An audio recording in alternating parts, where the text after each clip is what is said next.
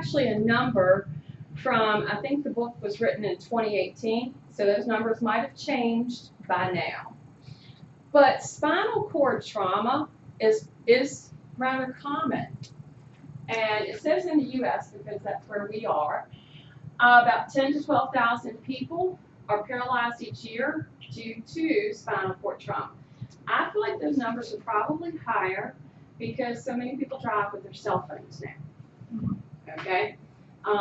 Even though there's that law that I think got started on the 1st of January with the cell phone, I can't remember what it is.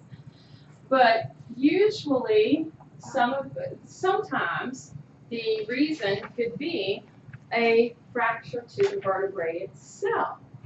This is why someone who has actually, maybe they've had like a work injury or a sports injury or something like that, and they may have fractured their vertebra.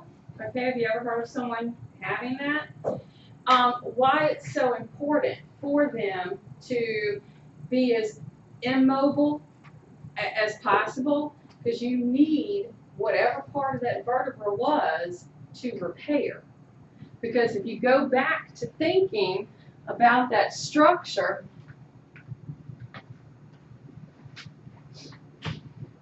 if we go back to thinking about the bone that's all around us, this is a lot of bone.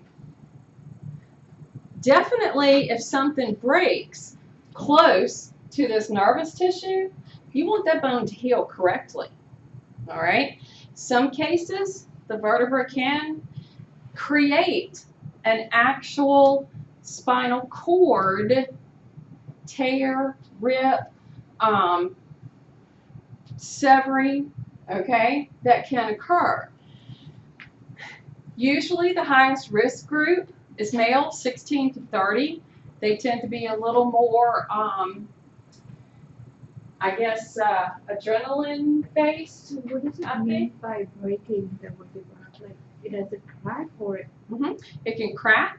It can fracture. You can have breaks. Because, see, just like a bone in the body, if you think about, like, a femur or anything like that, this is all bone tissue. And it can get damaged just like other bones of the body. We just don't tend to think of it this way because it is very well held in place by the muscles. So usually when accident occurs, okay, an injury occurs, because there is such a tight control with those muscles, we just don't tend to thinking about this actually getting hurt.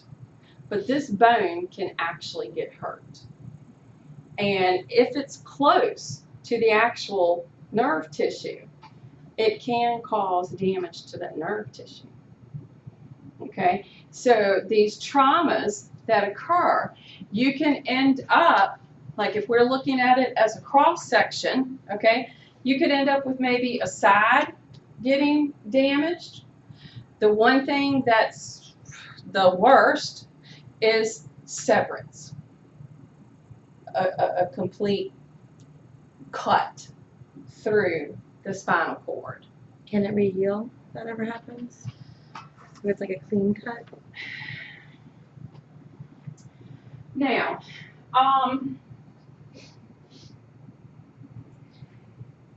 my answer to that question used to be a flat-out no.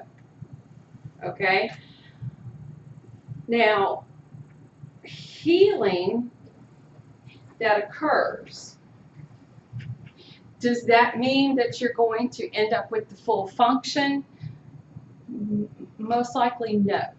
So this is something, if it's something huge, right? Like an accident or playing sports, job related, like people who, like I have a friend, her brother-in-law drove a truck for a logging company, and I can't remember if he was at the place where he was delivering the logs or if he was getting ready to get in his truck to leave, but whoever had put the logs on the truck did not secure the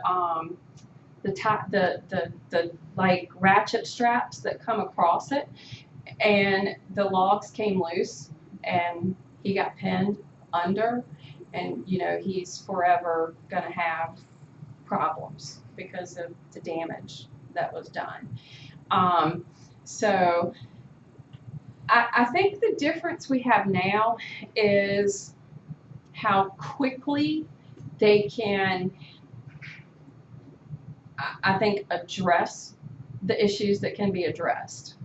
And depending on where the severance occurred, usually any severance that occurs in the cervical region, chances are that patient's going to die. And especially if the severance occurs up here near C1, because that's actually decapitation. But there are people who have survived that. There are people who, like, y'all are probably too old to know the original Superman, okay, Christopher Reeve. Okay, y'all probably too old. Huh? Fell off a horse, and he actually lived the rest of his life after that from a complete decapitation. His head was literally severed from his body. But, you know, the care that he got, all that sort of stuff, you know, he got to live the rest of his, well, what was left of his life, you know. But of course he was on a respirator because there was nothing to tell his body to breathe.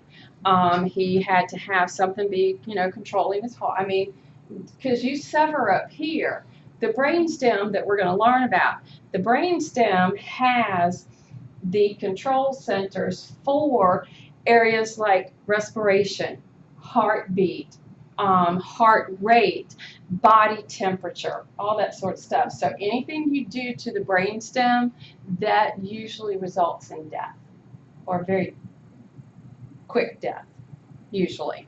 So it really depends. Yeah. So about 55%, and like I said, I'm pretty sure by now that number's changed a little bit, because like I said, I mean, the number of people now that are driving with their cell phones, or distracted drivers, I think is what they call them now, you know, it's really a problem on the roadways. And then of course that complete severance, the complete transection, wherever it occurs, everything below it is lost. Okay, so wherever the severance may take place, anything below that point, areas of the body that are getting served by that region of the spinal cord, they're no longer receiving anything. So that can lead to death. When we talk about people being paralyzed, the terms that you will usually see associated, you will see paraplegic, for example. This would be of both lower limbs, so the legs. If they're quadriplegic, this would be all four limbs, the arms and the legs. If it's hemiplegic, this would be one side of the body, and it could be affecting either the upper and lower, or one or the other. Paresis would be a partial paralysis or weakness of the limbs. Now, in some cases of like paresis, this could be where it was due to maybe an injury, but it could also be the result of some type of pathology. Okay, it could maybe be a disease that someone has, like multiple sclerosis, for example. So chances are you're going to see a patient that has this in some way. Okay, So as you move forward into your clinicals and so forth, you guys will get more used to that. So let's see, before we start chapter 14, let's work on just a couple of reviews.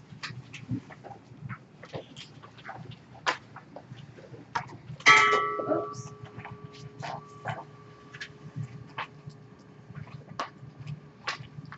Can somebody volunteer to help me? All these. Well, you do that group. Do you want to do that group? You do that group? Oh, I'll put y'all in. Okay, just one for everybody.